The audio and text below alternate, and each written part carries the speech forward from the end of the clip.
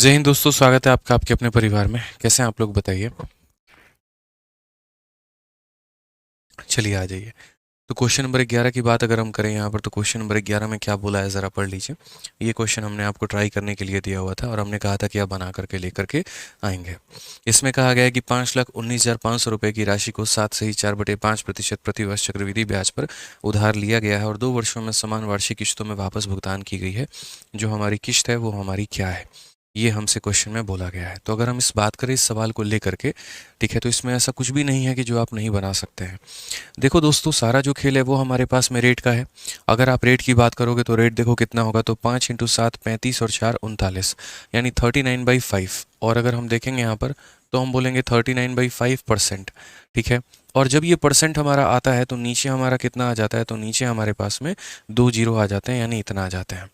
आज के पहले कभी ऐसे रेट नहीं आते थे, लेकिन रिसेंट में एसएससी ने ऐसी हरकतें करनी शुरू की है कि उट पटांग जैसे कोई भी फालतू का रेट जो है वो पूछना शुरू कर देते हैं, जिसमें उन्हें लगता है यहाँ पर कि बच्चे जो है वो फंस जाएंगे।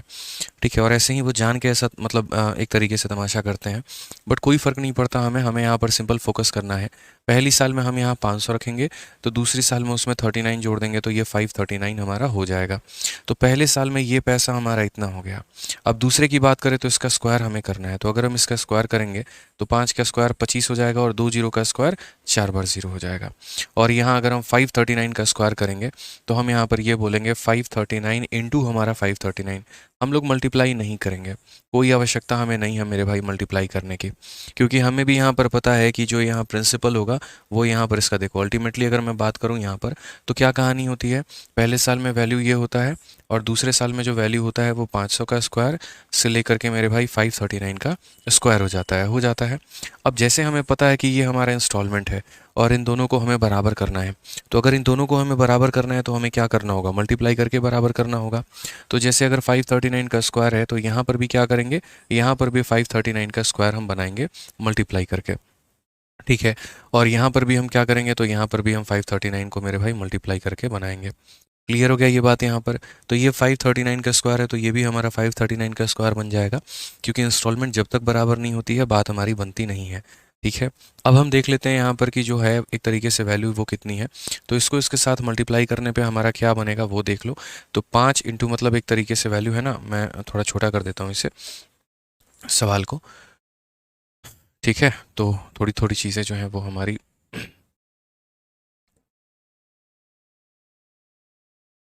अब यहाँ पर देख लीजिए क्वेश्चन जो है आपका।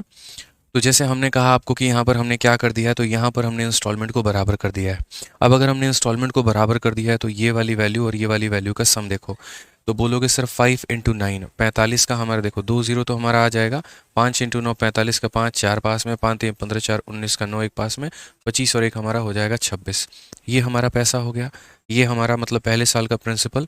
अब यहाँ देखेंगे 5 का स्क्वायर हमारा हो जाएगा, देखो यहाँ 1 2 3 4 और 5 का स्क्वायर 25 हो जाएगा। अगर हम इन दोनों को जोड़ते हैं मेरे भाई यहाँ पर, तो हमारी जो वैल्यू आएगी वो कितनी आएगी, 519,500। और ये वो पैसा है जो हमने उधारी पर लिया हुआ है। तो क्वेश्चन में बोला गया है कि यहाँ पर जो तुमने उधार पर लिया है वो 5,19,500 है। यानी अगर हम बात करेंगे तो ये 5,19,000 और ये 500 रुपये, ये किसकी वैल्यू है, तो ये तुम्हारे प्रिंसिपल की वैल्यू है। मतलब यहाँ पर ये 5,19,500 की है। और हमसे एग्जामिनर ने क्या पूछा है, तो हमसे उसने जो है एक इंस्टॉलमेंट पूछा है कि इंस्टॉलमेंट कितने का है, मतलब 539 का स्क्वायर। तो हमसे जो पूछा गया वो 539 का स्क्वायर पूछा गया है। तो अल्टीमेटली ये नीचे वाला डेटा ऊपर वाले को काटेगा और आंसर के तौर पे हमें 539 का जो होल स्क्वायर है वो हमें बनाना होगा। ठीक है। तो अल्टीमेटली हमें 539 का स्क्वायर निकालना है। 539 का स्क्वायर निकालना है तो इसका स्क्वायर निकालने के काफ़ी सारे तरीके हैं। कैलकुलेशन की सीरीज़ हमने करा रखी है, आप उसे देखेंगे तो आप बहुत अच्छे तरीके से पकड़ के लेके आ पाएंगे। आप यहाँ देखिए तो 9 × 9 81, एक 8 पास में, और 27 और 27 54 और 8 हमारा हो गया 62 का 2, 6 पास में, 45 45 90 और 9 99, और 99 और 6 105 का 5 हमारा 10 पास में हो गया है, 15 15 30 और 10 40 का 0, 4 पास में, 25 4 29, 290521। 290521 ऑप्शन नंबर ए जो है वो हमारा करेक्ट आंसर है कि सर 290521 जो है वो हमारा बिल्कुल सही उत्तर है। तो दोस्तों हमने बढ़िया तरीके से आपको इंस्टॉलमेंट में पढ़ा रखा है। सिंपल काम जो करना होता है वो ये कि आपको इंस्टॉलमेंट को बराबर करना होता है बस। और बराबर कर लेंगे उसके बाद में आप ये देखेंगे कि वही बात है, आपसे वैल्यू किसकी पूछी है और किसका मान दिया है। क्या पूछा है और क्या दिया है, बस आपको इतना फॉलो करके चलना है। आज ये क्वेश्चन नंबर 13 देखिए। A loan is to be repaid in 2 equally installment, rate of interest is 10% compounded annually, each installment is 5808, 60% of the total interest charge in this scheme. इस स्कीम में क्या आपसे इंस्टॉलमेंट पूछा है? नहीं। क्या आपने जो पैसा उधारी लिया है वो पूछा है? नहीं। क्या आपसे ब्याज पूछा है? नहीं। पूछा है तो ब्याज का 60%, मल्टीपल का कोई चांस ही नहीं बनता है, क्योंकि हम मल्टीपल का कंसेप्ट वहाँ लगाते हैं जहाँ पर हमें जो है इंस्टॉलमेंट पूछा जाए। तो कोई बात नहीं, रेट हमारा कितना है? 10% है। पूरी दुनिया को ये बात पता है कि 10% का जो फ्रैक्शन बनेगा वो 1/10 बनेगा, यानी पैसा अगर हम 10 लेंगे तो हमें 11 अदा करना पड़ेगा। अगले साल ये 10 का स्क्वायर हमारा 100 बनेगा, तो 11 का स्क्वायर 121 बनेगा। अगर हम यहाँ देखेंगे तो ये दोनों हमारी बराबर नहीं है, तो इसे 11 से गुना करेंगे तो यहाँ भी 11 से गुना करेंगे, तो 110 और प्लस 100 कितना हो जाएगा? 210। 121 कितना हो जाएगा? 242। हमारा यहाँ पर डिफरेंस कितने का है? तो 32 का है। अब मैं फिर से आपसे रिपीट करूंगा सर, क्वेश्चन में हमसे क्या बोला गया है। तो क्वेश्चन में हमसे दिया क्या है, पूछा क्या है? तो बोला है हर एक इंस्टॉलमेंट 5808 की है। आप देखो ये 11 का मल्टीपल है, इंस्टॉलमेंट में 11 छिपा है तो ये 11 का मल्टीपल होगा। ठीक है, तो अगर हम बोलेंगे ये जो 5 है, 8 है, 0 है, 8 है, ये हमारा इंस्टॉलमेंट है। इंस्टॉलमेंट है मतलब कितने की वैल्यू है? तो बोलोगे गुरुजी 121 का। और हमसे क्या पूछा है? जो भी हमने इंटरेस्ट लिया है उसका 60%, तो इंटरेस्ट हमारा कितना है? 32 है। तो पहली बात, ये प्रिंसिपल की वैल्यू थी तो प्रिंसिपल से डिवाइड किया, इंस्टॉलमेंट पता करना है तो इंस्टॉलमेंट से गुना किया। अब ये जो वैल्यू है हमारी, इंस्टॉलमेंट कह रहा हूँ, इंटरेस्ट, अब ये हमारा आंसर है। इसका मेरे भाई ये इंटरेस्ट का कितना चाहिए? तो इस इंटरेस्ट का हमें 60% चाहिए, तो 60/100 बताएंगे। इंटरेस्ट का हमें 60% चाहिए तो 60/100 बताएंगे। आप यहाँ पर काट लीजिए तो बोलेंगे 11 से काट लीजिए 11 बार में, 11 से 5 बार में 55, 30 हो जाएगा 2 बार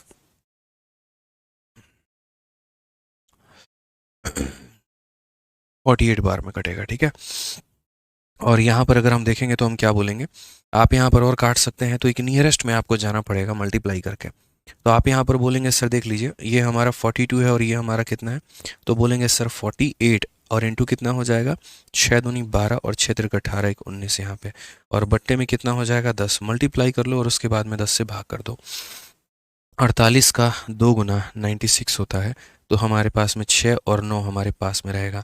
48 का 9 गुना, 48 का 9 गुना मतलब 480 में हमारा जो है 48 कम कर दीजिए तो 432 हो जाएगा। ठीक है ना, 432 हो जाएगा। 432 9 441 का 1, 44 पास में। और अगर ये देखेंगे तो 8 4 12 4 4 8 9 921.6, 921.6 का मतलब लगभग हमारा 922 रुपये। ऑप्शन नंबर जो डी है वो हमारा करेक्ट आंसर है। तो मल्टीपल जो है हम सिर्फ वहाँ देखते हैं जहाँ पर हमसे ब्याज पूछा जाए, सॉरी इंस्टॉलमेंट पूछा जाए, उसके अलावा कहीं पर कोई और चर्चा होती है वहाँ मल्टीपल नहीं देख सकते हैं। ठीक है, बाकी समझ जाइए, आपको जो क्वेश्चन है इंस्टॉलमेंट में ऐसे ही लेके चलने हैं और ऐसे ही बनाने हैं। नेक्स्ट क्वेश्चन देख लीजिए, दिल्ली पुलिस कांस्टेबल में 2023 में पूछा गया सवाल। बोला गया यहाँ पर 32,760 रुपये की राशि को ऋण के रूप में लिया गया है। इसका भुगतान 3 समान किश्तों में किया जाना है। यदि ब्याज की जो दर है वो 20% है तो प्रत्येक किश्त हमारी कितनी होगी। अब क्वेश्चन नंबर 40 में दोस्तों यहाँ से 3 इंस्टॉलमेंट आएंगे। 13 सवाल मैंने आपको 2 इंस्टॉलमेंट के ऊपर में करा दिए, और बाकी के जो 12 सवाल हैं वो हम आपको 3 इंस्टॉलमेंट और 4 इंस्टॉलमेंट पे भी कराएंगे। हालांकि 4 इंस्टॉलमेंट पर आज तक क्वेश्चन नहीं आया है, या तो 2 इंस्टॉलमेंट पर आता है या फिर 3 इंस्टॉलमेंट पर आता है। तो आइए 3 इंस्टॉलमेंट का हम लोग केस देखते हैं। रेट हमारे पास में कितना है, तो 20% है। 20% का फ्रैक्शन का वैल्यू मतलब 1/5। मैंने आपसे एक छोटी सी बात कही थी यहाँ पर कि भाई मेरे कई सारे सवाल ऐसे होते हैं जहाँ पर एग्जामिनर थोड़ा भी मिस्टेक करके चलता है, और उसी मिस्टेक का हम लोग फ़ायदा उठा लेते हैं। हमें यहाँ पर पूरे सवाल में इतना नहीं करना था जिस तरीके से हमने यहाँ पर किया। जब हम पहली बार यहाँ इंस्टॉलमेंट लिखते हैं तो यहाँ पर ये 5 होता है, और ये 5 में एक जोड़ दो तो 6 होता है। आगे इसी का स्क्वायर इसी का क्यूब आना है, तो मतलब यहाँ पर इंस्टॉलमेंट हमारा किसका मल्टीपल होगा, तो 6 का। इन्होंने क्वेश्चन में पूछा भी है कि हमारी इंस्टॉलमेंट कितने की है, तो 6 का मल्टीपल। दुनिया की जो भी संख्या जो 6 से कटती है, किससे कटती है, 3 से। ठीक है, तो जितने भी मेरे भाई सही ऑप्शन होंगे वो यहाँ 6 के मल्टीपल होंगे, और जो 6 का मल्टीपल है वो 3 का भी मल्टीपल है। क्या आपका 1 3 से कटेगा, तो नहीं। क्या 1 + 1 2 हमारा 3 से कटेगा, तो नहीं। ये हमारा 3 से कट जाएगा, ये भी हमारा 3 से कट जाएगा, लेकिन 5 और 2 7 कभी 3 से कटेगा नहीं। 5 और 1 6 कट जाएगा, और 5 और 5 10 और 2 12 कट जाएगा 3 से, मतलब ऑप्शन नंबर डी जो है वो करेक्ट आंसर है। ऑप्शन नंबर जो डी है हमारा वो क्या है, तो करेक्ट आंसर है। तो सर इस सवाल में हमें यहाँ पर कोई मतलब नहीं था कि इन्होंने क्या दिया है, हमें सिर्फ इतना मतलब था यहाँ पर कि अगर आप हमसे इंस्टॉलमेंट पूछ रहे हैं ना सर, अगर आप हमसे इंस्टॉलमेंट पूछ रहे हैं तो हम सीधा सीधा ये बात बोलेंगे कि 6 का मल्टीपल, और 6 का मल्टीपल हमें सिर्फ एक ही ऑप्शन में देखने को मिला है, वो है हमारा ऑप्शन नंबर डी। तो मैं ऐसे ही नहीं समझा रहा था, कई जगह पर एग्जामिनर सिर्फ एक ही ऑप्शन को देता। अब अगर मान लो यहाँ 2 ऑप्शन होता तो हमें सॉल्व करना पड़ता, लेकिन रिस्क है थोड़ा सा, शुरू में ही अगर आपने देख लिया तो आपको सॉल्व करने की जरूरत नहीं पड़ेगी। चलिए आ जाइए क्वेश्चन नंबर 15 देखिए, क्वेश्चन नंबर 15 में क्या कहा गया।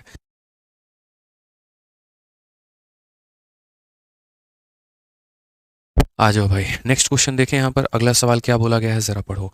अगला सवाल दिल्ली पुलिस कांस्टेबल का है, क्या बोला गया है जरा पढ़िए। कहा गया man borrow ₹2196 and agrees to return it with computer compound interest at a rate of 25% per annum in 3 equal annual installment at the end of first year, second year and third year. Amount of each installment is, हर एक installment की जो value है वो हमारी कितनी है।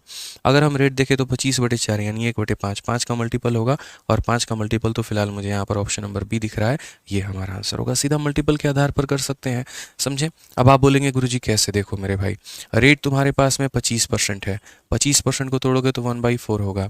तुमने उधारी ली है अगर 4 रुपए की, तो 4 में 1 जोड़ करके देखो 5, तो इंस्टॉलमेंट किसका मल्टीपल है, 5 का। ना ये 5 से कट रहा है, ना ये कट रहा है, ना ये कट रहा है, तो एक ही ऑप्शन कट रहा है, और बी जो है हमारा आंसर है। तो यहाँ पर हमारा ऑप्शन नंबर बी आंसर है। बाकी फिर भी लोगों की और कुछ लोगों की तसल्ली के लिए मैं इसे सॉल्व करके बता देता हूँ। तो पहली इंस्टॉलमेंट जो मेरे भाई जाएगी वो कितनी जाएगी, तो बोलोगे गुरुजी पहली इंस्टॉलमेंट जो जाएगी ना आपकी, वो जाएगी 4 से 5 रुपये। दूसरा 4 का स्क्वायर 16 से 5 का स्क्वायर 25 जाएगा, और तीसरा 4 के क्यूब 64 से 5 का क्यूब 125 जाएगा। हमें सबको बराबर करना है, तो इसे 125 बनाने के लिए 5 से गुना करेंगे यहाँ पे, समझ गए। यहाँ पर इसे किससे गुना करेंगे, 5 से, तो यहाँ भी होगा हमारा 5 से, और इसे 125 बनाने के लिए 25 से गुना करेंगे, तो यहाँ भी 25 से। तो अगर हम देखेंगे तो बोलेंगे 100, फिर 80 और फिर 64। तो अगर हम देखेंगे तो बोलेंगे 100 हो गया, फिर 80 हो गया, और फिर कितना हो गया, 64 हो गया यहाँ पे। तो यहाँ पर बोलेंगे सर यहाँ पर जो है कुल मिला के 244, तो ये वैल्यू हमारी कितनी आ गई, 244, और 125 का 3 गुना 375 हमारा आ गया। ठीक है, सारी चीज़ें हमने यहाँ पर आपके सामने लिख दी। अब उसके बाद में देखिए क्वेश्चन में हमसे क्या कहा है, बोला है कि एक इंसान जो है वो 2196 रुपये उधारी लेता है। मतलब ये किसकी वैल्यू है, तो जो उधारी लिया है उसकी वैल्यू है 244 की। और हमसे पूछा क्या है, प्रत्येक इंस्टॉलमेंट, एक एक इंस्टॉलमेंट कितने का है, 125 का है। अगर आप यहाँ पर जब काटने की इच्छा से जाएंगे तो इसी का ये 4 गुना है। आप नहीं है तो मेरे भाई काट के देख लो, 4 × 4 16, 4 × 4 16, नहीं 4 गुना नहीं है, 9 गुना है क्या, 9 गुना है शायद, यहाँ पर देखो काट के। ठीक है, 9 × 4 36 का 6, 3 पास में, 9 चौके 36 और 39 का 9, 3 पास में, और 9 दूनी 18 और 3 21, तो इसका कितना गुना है, 9 टाइम्स है। और अगर इसका 9 टाइम्स है यहाँ पर तो मल्टीप्लाई कर लो, 9 × 5 45, 9 दूनी 18, 4 22, और 1125 हमारा आंसर आ जाएगा। तो जो काम आप पूरा मेथड करने के बाद आप लेकर के उत्तर अपना आए हैं, तो वो आपका उत्तर पहले ही आ चुका है। समझ गए, यहाँ पे वो पहले ही आ गया था। और कैसे आ गया था, बाई ऑप्शन आ गया था। तो शुरू में हमारे बाई ऑप्शंस वर्कआउट नहीं कर पा रहे थे, और क्यों नहीं कर पा रहे थे, इसीलिए क्योंकि मेरे भाई 2-2 ऑप्शन 3-3 ऑप्शन मल्टीपल निकल जा रहे थे। लेकिन अब यहाँ पर सिर्फ एक ही ऑप्शन मल्टीपल निकल रहा है, तो इसीलिए आंसर हो जाएगा। और कोई भी क्वेश्चन ऐसा नहीं है जो मैंने सेट किया है, सारे क्वेश्चन वही हैं जो पूछे गए हैं।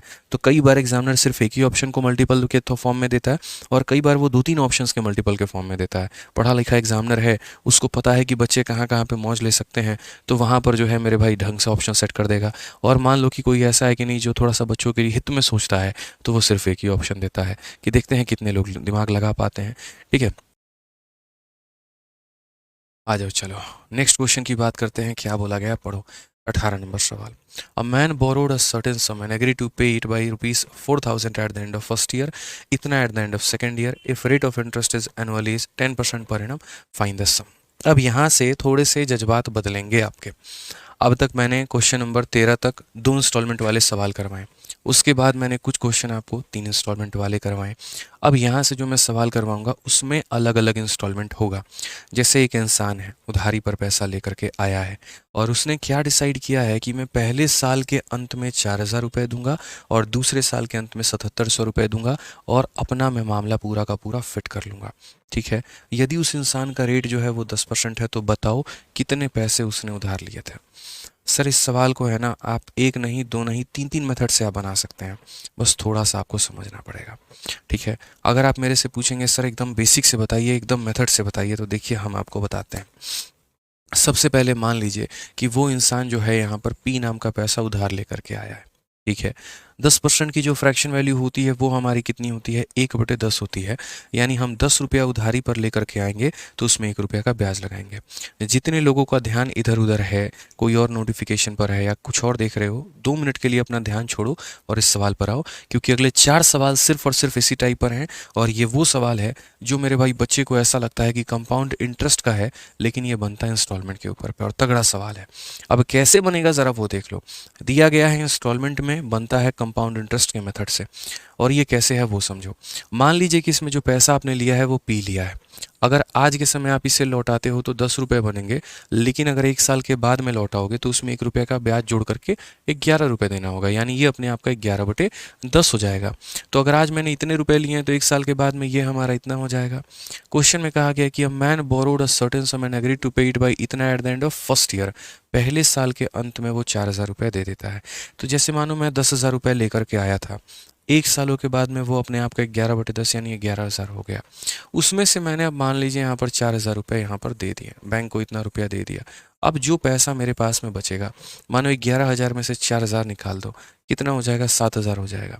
अब जो पैसा बचेगा, ठीक है, जैसे मान लीजिए आज हम आपसे पैसा लेकर के गए, तो आज से 1 साल के बाद उसके अंदर में ब्याज जुड़ जाएगा। तो हम 100 रुपया लेकर के गए, 1 साल के बाद में वो 110 रुपया हो गया, हम आपको 30 रुपया पकड़ा दिए, अब कितना बचा, 80 रुपये। तो अब जो ब्याज लगेगा वो कितने पे लगेगा, तो रिमेनिंग अमाउंट पे। तो इसीलिए जो मेरा अमाउंट बना था उसमें से मैं जितना दे दूंगा, तो जो मेरा रिमेनिंग अमाउंट बन जाएगा, यानी ये जो बच जाएगा, वो पैसे पर ब्याज लगेगा। और वो पैसा उसी समय अदा कर देता तो 10 रुपये लगते, लेकिन 1 साल के बाद मैं दे रहा हूँ तो वो भी अपने आप का 11/10 हो गया होगा। अब उसमें से मैंने दूसरे साल के अंत में 7,700 रुपये दिया है और मेरा पूरा बकाया क्लियर हो गया। मतलब कितने के बराबर हो गया, तो 0 के बराबर। पूरा मेरा बकाया जो है वो राशि मेरा क्लियर हो गया, और ये बराबर हो गया किसके, तो 0 के। तो बस यही बात हमें यहाँ पर समझना था कि यहाँ 1 साल के बाद में ये पैसा इतना होता है, फिर 4,000 देते हैं, फिर रिमेनिंग अमाउंट अपने आप का 11/10 होता है, फिर 7,700 देते हैं, और पूरा मामला सेटल वेटल हो जाता है। अब इस सवाल को मैंने कहा ना, ये कि हमारा मेथड नंबर 1 है और ये हमारा क्या है, तो बेसिक है। अब उसके बाद में यहाँ पर देखो, तो ये बोलोगे 11p अपॉन में कितना हो जाएगा, 10, माइनस हमारा कितना हो जाएगा, 4,000। इसके बाहर में कितना हो जाएगा, 11/10। एक सवाल पर ज़्यादा दिमाग मत लगाना, 1-2 सवाल करवा देंगे, 2-3, तब क्लियर होगा जा करके। ये 7700 को राइट में लेकर के जाओ तो ये इतना हो जाएगा, ठीक है। 11 से काटोगे तो कितनी बार में, 700 बार में। अब उसके बाद में देखोगे तो बोलोगे 11p और बटे में 10 में से अगर हम 4,000 घटाते हैं तो ये वैल्यू हमारी निकल के आएगी 10 × 700 यानी 7,000 के करीब में, ठीक है। अब अगर हम उसके बाद में यहाँ पर बात देखते हैं तो हम बोलेंगे 11p और बट्टे में कितना हो जाएगा, 10। 4,000 को ले जाके जोड़ेंगे तो ये हमारा 11,000 हो जाएगा।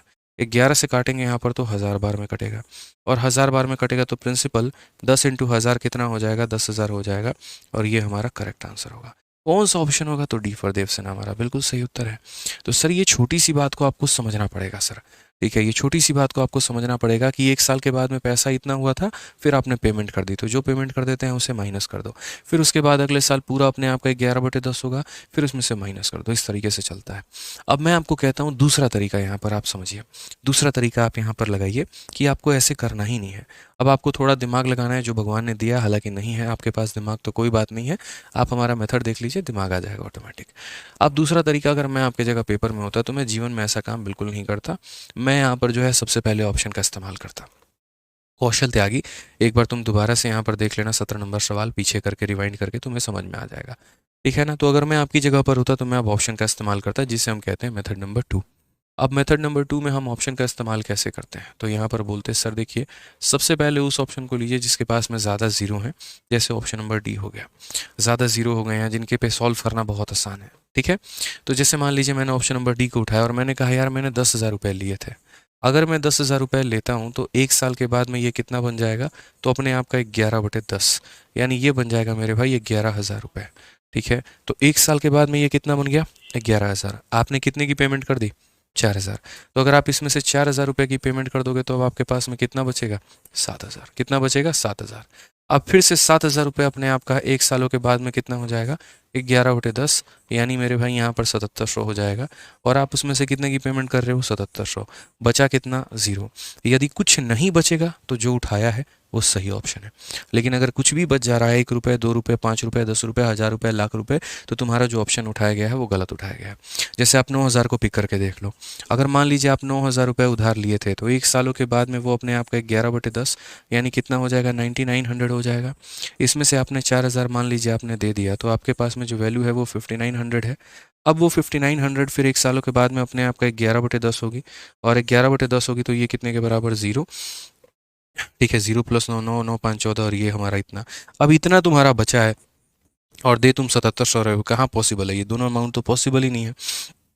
तो अगर दोनों ये इक्वल नहीं है तो वो ऑप्शन जो उठाया वो हमने क्या उठाया है, गलत ऑप्शन उठाया है। समझ गए यहाँ पे? क्लियर है ये बात यहाँ पे? बताओ जल्दी से। तो ये छोटी सी बात का आपको ध्यान में लेके चलना है। जैसे अभी हम आपको और भी काफ़ी सारे सवाल कराएंगे तो आपको और ज़्यादा क्लियर हो जाएगा। ठीक है, अभी इसको होल्ड पे रखो, क्वेश्चन नंबर 19 को, क्योंकि इसमें रेट निकालने की बात बोली गई है। आ जाओ क्वेश्चन नंबर 20, देखो यहाँ पर क्या बोला गया है।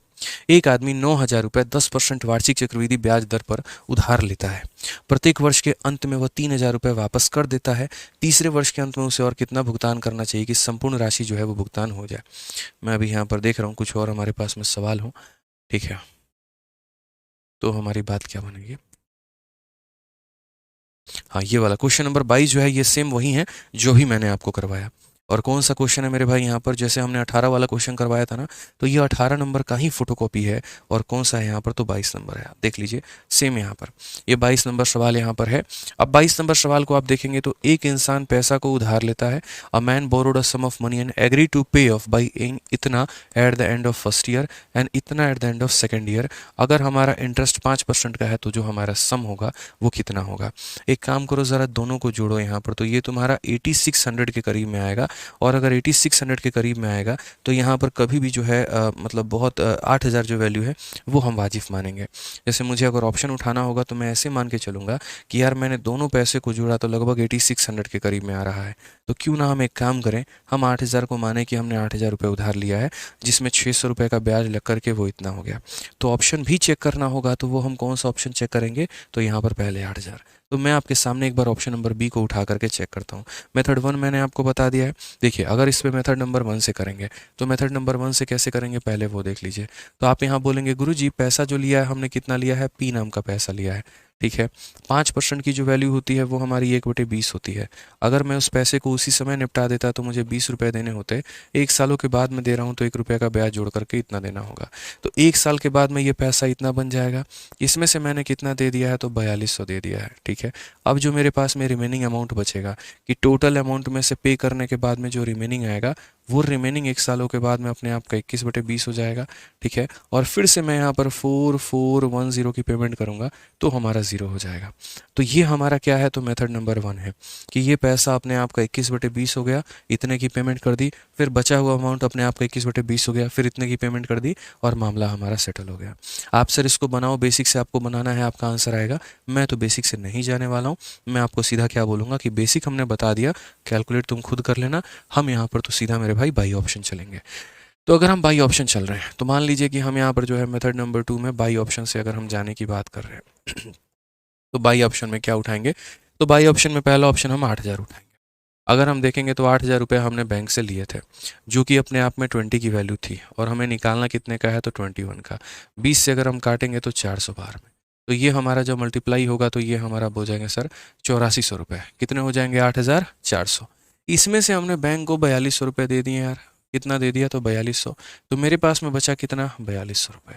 मेरे पास में बचा कितना? 4200। अब अगली बार 4200 रुपये मैं फिर यहाँ पर जो है बैंक में देखूंगा, और वो 20 से कितना हो जाएगा? तो वो पैसा 20 से बैंक में हमारा 21 हो जाएगा। तो यहाँ पर अगर हम काटते हैं तो हम बोलेंगे सर देखो यहाँ पर 21 बार में, अच्छा 21 × 21 कितना होता है? तो 441 होता है, और 0। और क्या मैंने इतने की ही पेमेंट की है? तो बोलोगे हाँ सर वापस से आपने इतने की पेमेंट की है, और मामला रफा दफा हो गया है। मतलब जो मैंने 8000 यहाँ पर ऑप्शन उठाया है वो मैंने क्या उठाया है? तो बिल्कुल सही ऑप्शन जो है वो हमने पिक किया हुआ है। तो यहाँ पर अगर हम बात करते हैं तरीके से, यहाँ पर हम सीखने की कोशिश करते हैं, तो सर हम ये बोलेंगे कि हम बाई ऑप्शन जो गए थे वो बिल्कुल सही गए थे और इसमें कोई दिक्कत की बात नहीं थी, 2 पैसे की भी दिक्कत नहीं थी यहाँ पे। ठीक है ना। तो ये सवाल हमारे, देखो इसमें भी 2-3 तरह के सवाल बनते हैं। यहाँ पर पहला सवाल ये बनता है कि वो पैसा पता करो जो तुमने उधार पे लिया हुआ है। दूसरा सवाल इसमें ये बनता है कि चलो हम तुम्हें पैसा भी दे देते हैं और ये बता देते हैं कि पहले साल में हमने इतना दे दिया, तो बताओ दूसरे साल में हम कितना दे कि मामला सेटल होगा। और तीसरा सवाल इसमें रेट के बारे में पूछा जाता है। 3 वैरायटी के क्वेश्चन बनते हैं। अभी आप टाइप नंबर 1 कर रहे हैं, जहाँ पर आपको ये पता करना है कि आपने कितने पैसे जो हैं वो उधार लिए हुए हैं बैंक से। ठीक है।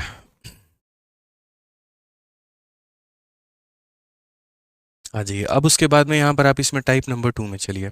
और टाइप नंबर 2 में यहाँ पर क्या है, जो कि आपका क्वेश्चन नंबर 20 है। इस टाइप नंबर 2 में क्या होगा, इसमें यहाँ पर आपको पैसा दे दिया जाएगा कि आप यहाँ पर इतने रुपए जो हैं वो बैंक से लेकर के आए हैं। उसके बाद में उसमें रेट का भी डिस्कशन हो जाएगा कि आप इस रेट पर जो है वो पैसा को उधार पे लेकर आए हैं, रेट भी डिस्कशन हो जाएगा। ठीक है ना। लेकिन आपसे यहाँ पर जो बोला जाएगा वो ये कि अगर पहले साल में हमने इतना रखा और दूसरे साल में हमने इतना दिया, तो तीसरे में कितना देंगे, चौथे में कितना देंगे। जैसे आप इस सवाल को पढ़िए। एक आदमी 9,000 रुपये 10% वार्षिक चक्रवृद्धि ब्याज दर पर उधार लेता है। प्रत्येक वर्ष के अंत में वह 3,000 रुपये वापस कर देता है। तीसरे वर्ष के अंत में उसे और कितने रुपए की भुगतान करनी चाहिए जिससे कि संपूर्ण राशि जो है वो भुगतान हो जाए हमारी। ठीक है। अगर हम बात करेंगे यहाँ पर, तो मैन बोरोड 9,000, देखिए यहाँ पर दिया गया कि कितने उधारी लिया, 9,000 eight a rate of 10% per annum compound interest. If at the end of every year he return 3,000, then at the end of third year how much money should he paid so that whole sum be paid. यानी हर साल के अंत में यदि वह 3,000 रुपये दे रहा है, तो पहले साल के अंत में भी 3,000 दिया होगा, दूसरे साल के अंत में भी 3,000 दिया होगा, तीसरे साल उसने कहा नहीं देना 3,000, जो तुम्हारा बच रहा है वो बताओ, एक ही बार देंगे और मामला खत्म करेंगे। तो कितना देगा। मैंने यहाँ साफ सीधी बात कही, मैंने कहा भैया देखिए, रेट जो है वो हमारा 10% है, जिसकी वैल्यू 1/10 के बराबर में होती है। आप मेरे से जो पैसा लेके जा रहे हो, 9,000 रुपये लेकर के जा रहे हो, तो एक साल के बाद में वो पैसा, देखिए उसी समय देते तो 10 रहता, लेकिन एक साल के बाद में दे रहे हैं तो इसका 11/10 आपको देना पड़ेगा, यानी 9900 देना पड़ेगा। तो एक सालों के बाद में 9,099 बन जाता है। भाई अगर आप पैसा लेकर के किसी से आ रहे हो तो कोई मुफ्त में आपको थोड़ी देगा, ब्याज लेगा कि नहीं लेगा। तो 9,000 लेकर के आते हो तो 9900 बन जाता है। आपने खेती की, कुछ पैसा आया और आया तो आपने उसमें से 3,000 रुपया दे दिया, लेकिन अभी भी आपने पूरा पैसा नहीं दिया है। तो जो बाकी का अमाउंट हो जाएगा 6900, अभी उस पर ब्याज लगेगा। ठीक है, क्योंकि जब तक आप पूरा पैसा नहीं देंगे ब्याज का खेल तो चलता रहेगा। अब वो 6900 जो है वो पैसा, अब उसके ऊपर में ब्याज लगेगा। अब वो पैसा अगले साल अपने आप का 11/10 हो जाएगा। तो अगर वो अपने आप का 11/10 हो जाएगा तो वो कितना होगा, तो बोलोगे 0, फिर हो जाएगा हमारा 9, 9 6 15 और उसके बाद में 7। ये हमारा इतना हो जाएगा कि जो पैसा अब इतना था वो अब इतना हो चुका है। ठीक है। अब वो अगर पैसा इतना हो चुका है तो इसमें से फिर हम कितना दे देंगे, तो हम इसमें से 3,000 रुपये दे देंगे। मेरे पास इतनी ही इनकम आती है, मैं क्या करूं। तो यहाँ पर हमसे बोला जाएगा सर देखिए, अब जो पैसा बच गया वो 4590, जो पैसा हमारे पास में बच गया वो 4590। क्या ये पैसा आप उसी साल दे रहे हैं, तो नहीं, आप इसको अगले साल देंगे। फिर वही बात, अगर आप इस पैसे को अगले साल पर देंगे तो बैंक आपका वेट करेगी नहीं, इसके ऊपर में ब्याज लगाएगी। और अगर इसके ऊपर में ब्याज लगाएगी तो कितना होगा, तो 11 का मल्टीप्लिकेशन है तो 9, 9 में 5, 14 का 4, 5 4 9, 10 का 0, 4 1 5। आपको अगले साल अब इतना रुपए देना होगा। तो अगले साल आप कितने रुपए देंगे, 5049, ताकि यहाँ पर इतने रुपए देंगे और आपका पूरा का पूरा जो डेप्ट है वो क्लियर हो जाएगा। तो यही बोला गया, how much money should he paid so that whole sum be paid. कितना रुपया देगा, तो 5049। यही इसका बेसिक है, यही इसका सब कुछ है। आपको जो मान करके चलना है आप ऐसे मान के चलिए। समझ गए यहाँ पे, यही इसका सब कुछ है कि 9,000 लिया था तो एक साल के बाद में इतना पे कर दिया, फिर एक साल के बाद में इतना फिर पे कर दिया, फिर एक साल के बाद में इतना फिर पे कर दिया, और मामला रफा दफा हो गया है यहाँ पे। ठीक है, पूरा का पूरा जो मामला है वो हमारा रफा दफा हो चुका है यहाँ पर। चलिए तो मिलते हैं मेरे भाई अगले 6:30 वाली क्लास में। आज के लिए इतना ही दोस्तों, बहुत बहुत धन्यवाद, थैंक यू। ठीक है।